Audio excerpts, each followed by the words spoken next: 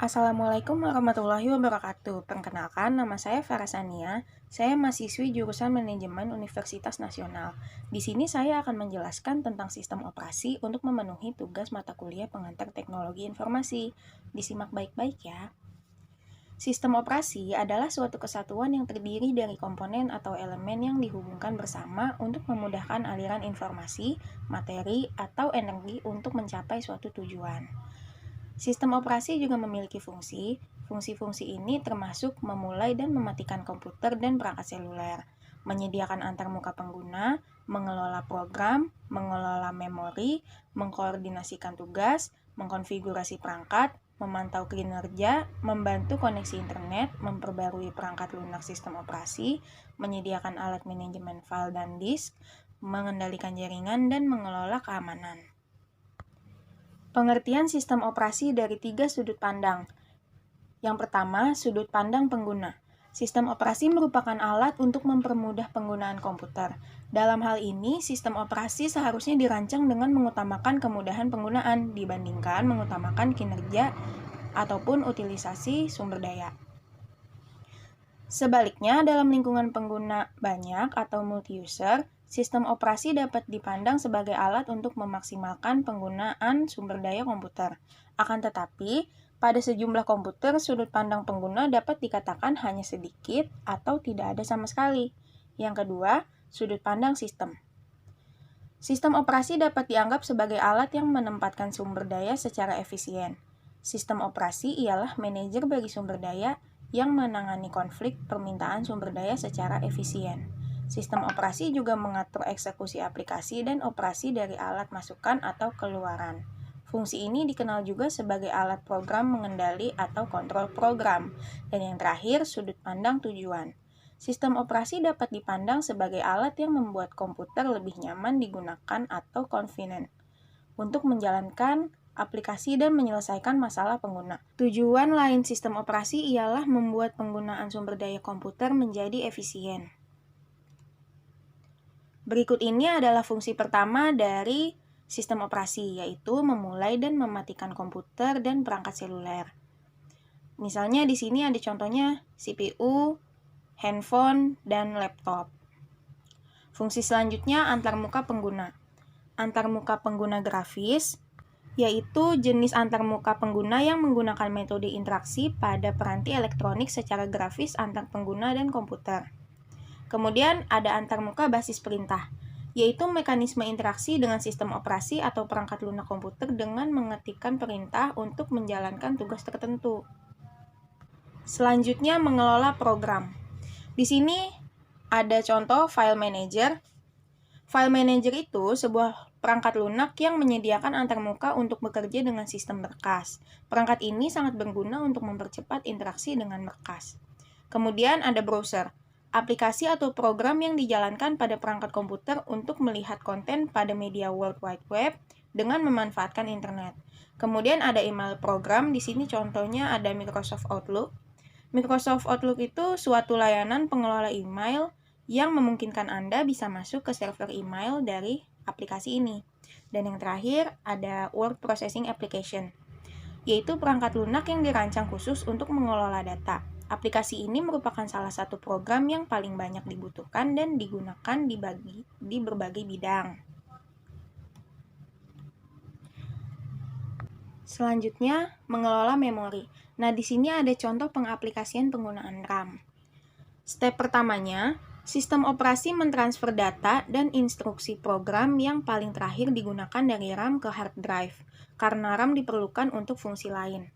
Step kedua, sistem operasi mentransfer data dan instruksi program dari hard drive ke RAM saat dibutuhkan. Selanjutnya, mengordinasikan tugas. Dari server, dokumen yang akan dicetak disimpan dalam buffer di media penyimpanan atau dalam memori. Kemudian, dari hard drive, sebagai dokumen cetak, mereka dilepaskan dari buffer. Kemudian di-print.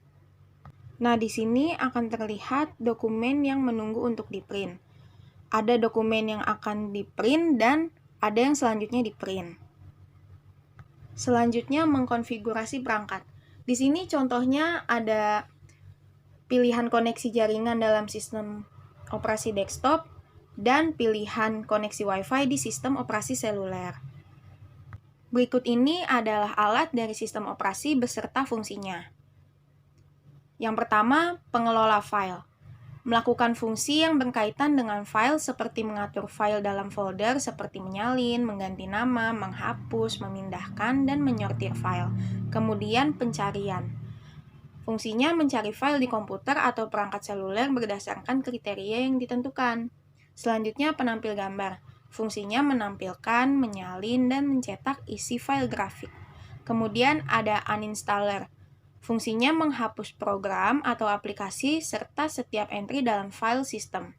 Kemudian pembersihan disk. Fungsinya mencari dan menghapus yang tidak perlu. Selanjutnya defragmenter disk. Fungsinya mengatur ulang file dan ruang yang tidak digunakan pada hard disk komputer sehingga sistem operasi mengakses data dengan cepat sehingga program dan aplikasi berjalan lebih cepat. Selanjutnya screensaver. Fungsinya menyebabkan layar tampilan menampilkan gambar bergerak atau layar kosong jika tidak ada aktivitas keyboard atau mouse yang terjadi selama waktu yang ditentukan. Dan yang terakhir, kompresi file. Fungsinya menyusutkan ukuran file. Sekarang kita masuk ke jenis sistem operasi. Yang pertama ada Unix. Unix adalah sebuah sistem operasi komputer yang diawali dari Project Multics pada tahun 1965 yang dilakukan American Telephone and Telegraph, General Electric, dan Institut Teknologi Massachusetts. Sistem operasi Unix digunakan secara luas baik sebagai server atau workstation. Arsitektur Unix dan model klien atau server merupakan elemen yang paling penting dalam perkembangan internet dan mengubah proses komputasi secara terpusat dalam jaringan daripada proses tunggal di komputer. Kelebihan dari Unix yaitu yang pertama, portabilitas, yaitu dapat diadaptasikan dengan mudah ke komputer lain. Kedua, multi-user, dapat digunakan oleh banyak pengguna sekaligus. Yang ketiga, multitasking, dapat menjalankan tugas secara bersamaan dalam satu waktu. Keempat, sistem file hierarkikal, yaitu mengkoordinasikan informasi atau data dalam bentuk yang mudah untuk diingat dan diakses. Kelima, sistem file stabil untuk database, server internet, intranet, file server, internet client, pengembangan Java. Yang keenam, mempunyai kinerja yang lebih baik daripada Windows NT. Dan yang terakhir, Unix adalah sistem operasi yang hampir gratis. Kekurangan dari Unix yang pertama, tampilan kurang menarik. Yang kedua, membutuhkan memori yang cukup besar. Ketiga, masih belum banyak game-game besar yang bersedia dijalankan pada platform ini. Keempat, beberapa hardware sulit untuk menyediakan driver untuk Linux. Dan yang terakhir, sulit digunakan untuk pengguna awam. Selanjutnya Linux.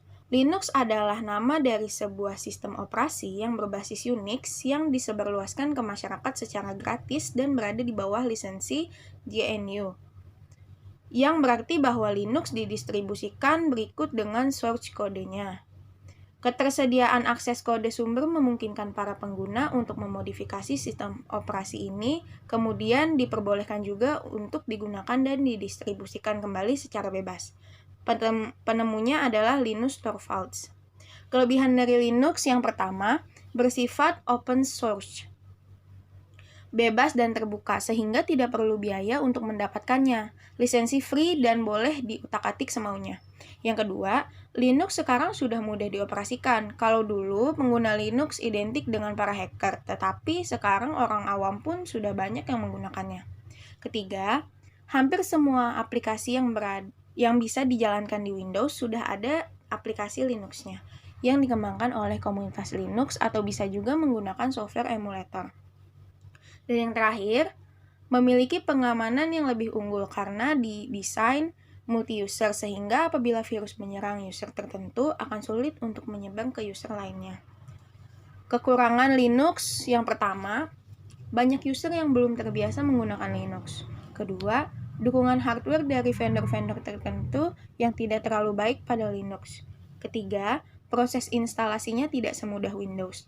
Keempat, aplikasi di Linux belum seampuh aplikasi Windows.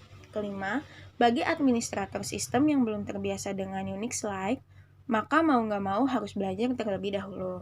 Dan yang terakhir, struktur directory dan hak akses yang membingungkan bagi user yang terbiasa menggunakan Windows. Selanjutnya, macOS merupakan bentuk tampilan grafis yang berhubungan langsung dengan pengguna dan user interface, berfungsi untuk menghubungkan antara pengguna dengan sistem operasi sehingga komputer dapat dioperasikan. Kelebihan macOS sebagai berikut. Yang pertama, lebih stabil karena menggunakan Unix. Yang kedua, multitasking. Ketiga, bisa mengenal file format Windows. Keempat, tampilan yang lebih glossy sehingga bagus untuk graphic design atau multimedia.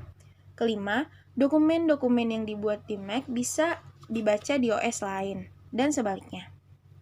Keenam, open source code sehingga macOS sulit dibajak.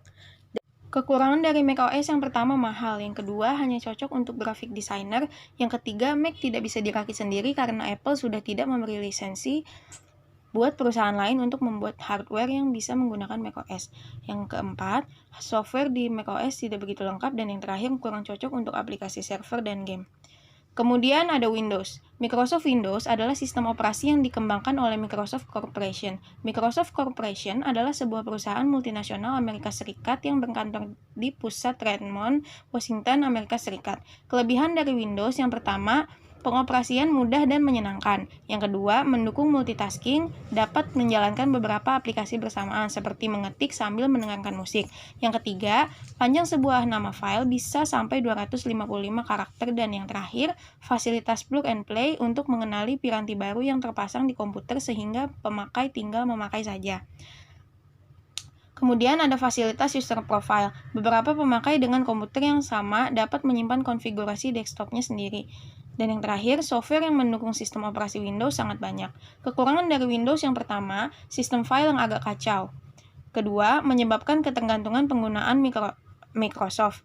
Yang ketiga, space hard disk yang dibutuhkan besar. Dan yang terakhir, sistem security yang lemah dan mudah dijebol oleh para hackers. Ada mobile operating system. Yang pertama ada Android. Android pada mulanya berasal dari perusahaan bernama Android Inc. Didirikan tempatnya di Palo Alto, California pada Oktober tahun 2003 oleh Andy Rubin. Rich Miner sebagai seorang pendiri Wildfire Communication Inc. Nick Sear seorang mantan VP T-Mobile dan Chris White seorang kepala desain dan pengembangan antarmuka web TV untuk mengembangkan sebuah perangkat seluler pintar yang lebih sadar tentang lokasi dan preferensi penggunanya. Kelebihan Android yang pertama, sistem operasi yang bersifat open source. OS Android yang bersifat open source membuat kemudahan dalam membuat aplikasi tanpa harus membayar. Kedua, banyak aplikasi baik software maupun game yang bisa kita nikmati mulai dari yang berbayar sampai yang gratis. Dan yang ketiga, dari segi tampilan terlihat elegan sehingga penggunanya tidak akan mudah bosan. Bersifat multitasking yang artinya bisa menjalankan berbagai aplikasi sekaligus. Kekurangan dari Android. Yang pertama, baterai yang cepat habis. Keunggulan penggunaan aplikasi secara bersamaan atau multitasking membuat smartphone ber-OS Android sangat boros terhadap baterai. Ketiga, jika menggunakan aplikasi yang bersifat gratis, iklan akan selalu muncul pada aplikasi tersebut. Dan yang terakhir, koneksi internet yang mahal.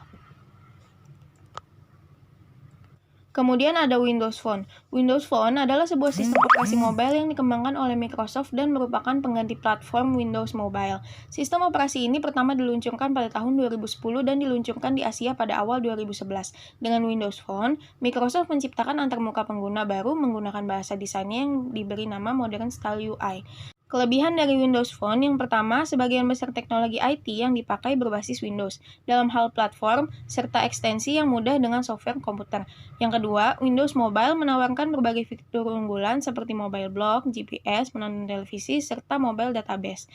Dan kekurangan Windows Phone adalah Windows Mobile bersifat tertutup sehingga sulit bagi software developer independen untuk menciptakan aplikasi-aplikasi baru. Kemudian yang terakhir ada iOS. iOS adalah sistem operasi mobile yang dikembangkan oleh Apple dan hanya berjalan pada perangkat mobile bersatuan Apple, yaitu iPhone, iPad, dan iPod. iOS pada awalnya bernama OS iPhone dan dikenal pertama kali berbarengan dengan peluncuran iPhone generasi pertama yaitu iPhone 2G.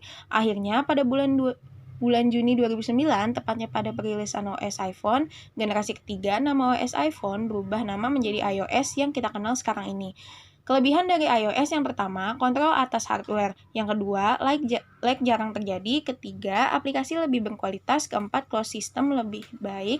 Dan yang terakhir, device firmware update. Kekurangan dari iOS, yang pertama, tampilan tidak bisa variasi. Kedua, harganya mahal. Ketiga, aplikasi tidak sebanyak Android. Dan yang terakhir, email yang permanen. Sekiranya itu yang bisa saya sampaikan tentang sistem operasi. Maaf jika ada kesalahan. Semoga bermanfaat. Terima kasih. Wassalamualaikum warahmatullahi wabarakatuh.